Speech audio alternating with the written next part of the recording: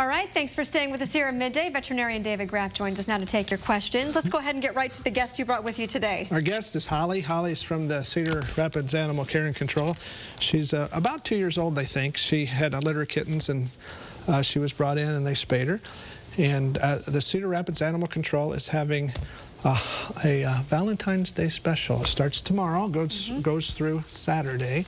And they're going to have special pricing on select I'm just reading this here off the sheet that one of the volunteers brought today. Selected dogs available for $50 and select cat or kittens available for adoption for just $25. Right.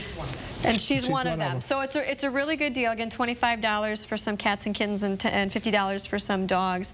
And Holly's really an active gal. She's really aware, looking around. It's pretty scary here for her. Yeah, well, there's a lot of lights. But she's doing better now. Yeah, those big green eyes, though, an adorable cat. So give them a call, certainly, if you're interested in adoption. Lana, I believe, is on the phone with our first question today. Go ahead with your question. Oh, sounds like we lost her. So one thing we were talking about in the commercial break, especially when you do adopt, you get a new pet into your home. Right. The big decision, because there are so many brands out there, is what to feed them. The thing I wanted to talk about was feeding for the life stage of your pet. Okay. And a couple of important things. If you've got a large breed dog, a large breed puppy, it's really important to feed the right kind of food, because if you feed regular puppy food to your large breed, they may grow too fast and have bone deformities. Oh, really? And I had one of these come in this week. They were feeding regular puppy food, and this puppy was having problems. So it's really important to feed large breed diet. And then the flip side of that is, if you have an aging pet, the number one thing to take out old cats is kidney disease. So feeding your old cat a proper diet that prevents kidney disease can extend your cat's life considerably. And when do you know that you need to move to a special formula? I mean, the ones for the advanced age, I mean, there's an age on the bag. By your veterinarian's advice. Sure. Because there's other factors, like weight.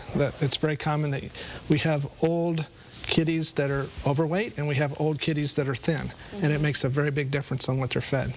And just like, you know, you or I, your diet can make all the difference in the world. You know, the three secrets to long life are: be the right weight, eat the right food, and keep your teeth healthy.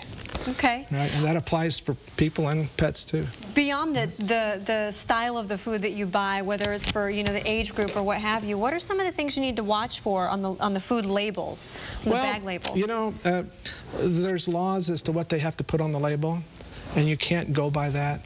In fact, one of the interesting things that I've read is that you can take shoe leather, sawdust, and axle grease, which are totally undigestible sources of protein, carbohydrate, and fat, and you can have the label look just fine.